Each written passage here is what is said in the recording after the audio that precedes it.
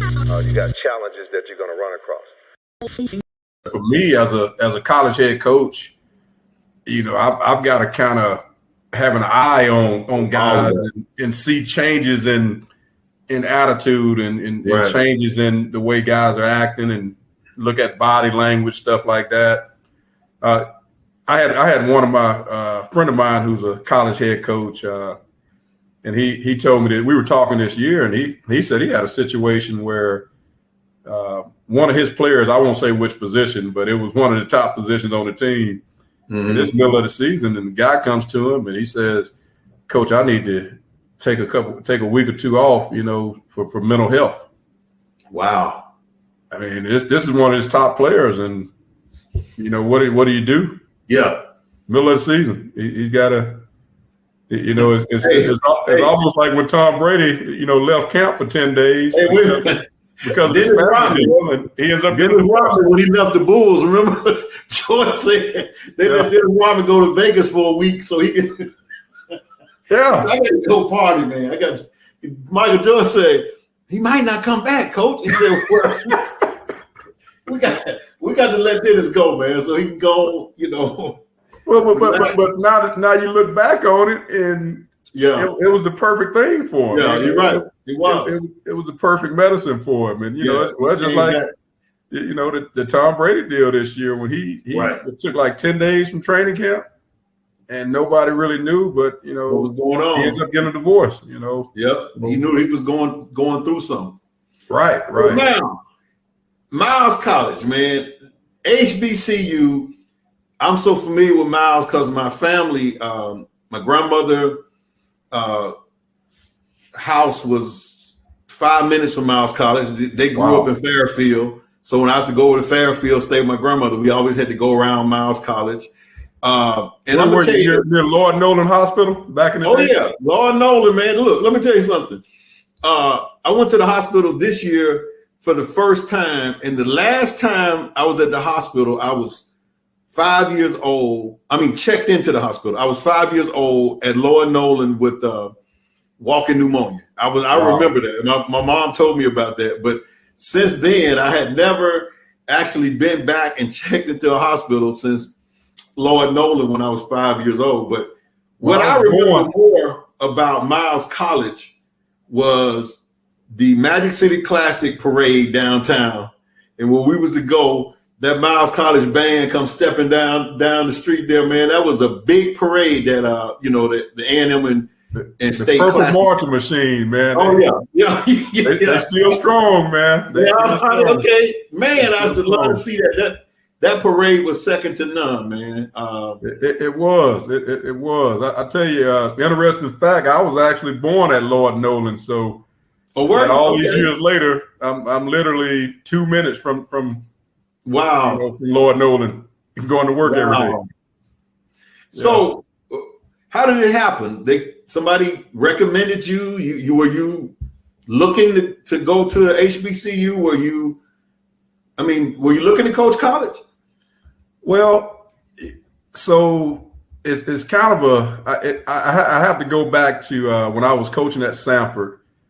As an assistant, you kind of doing your thing, and then you start kind of having some aspirations, and you see yourself doing some other things. And one of the things I saw myself doing was being a college head coach during that time.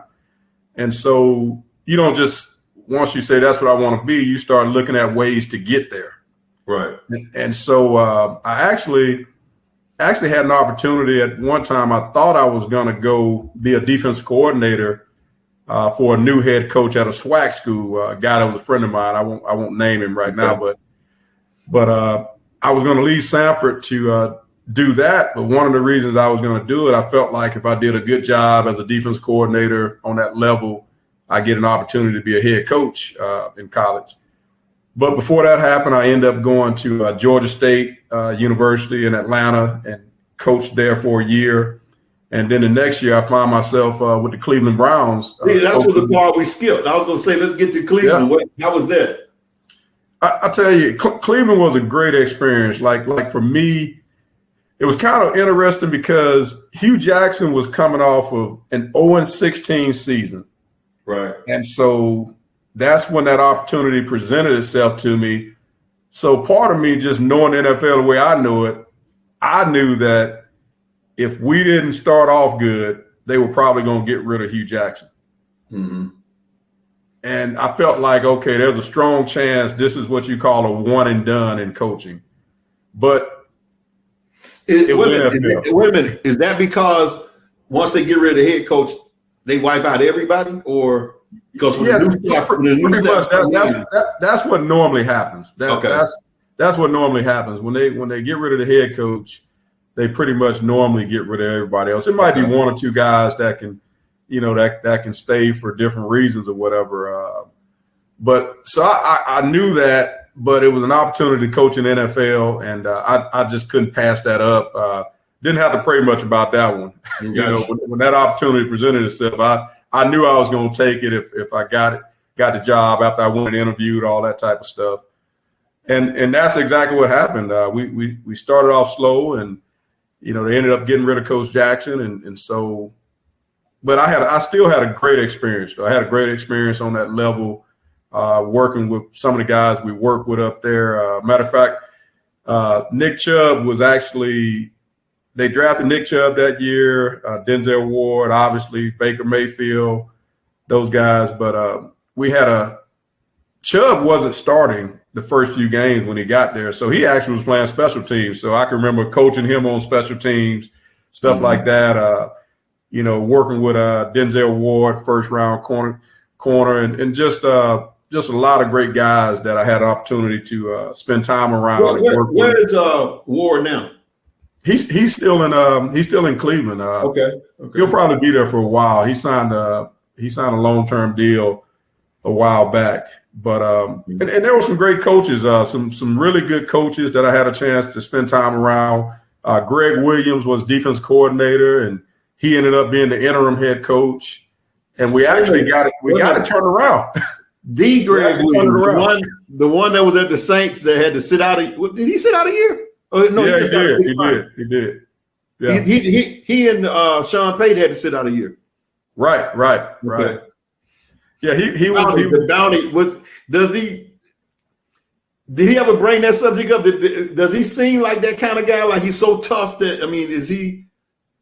I'm not saying I'm not trying to call him out as a bounty hunter.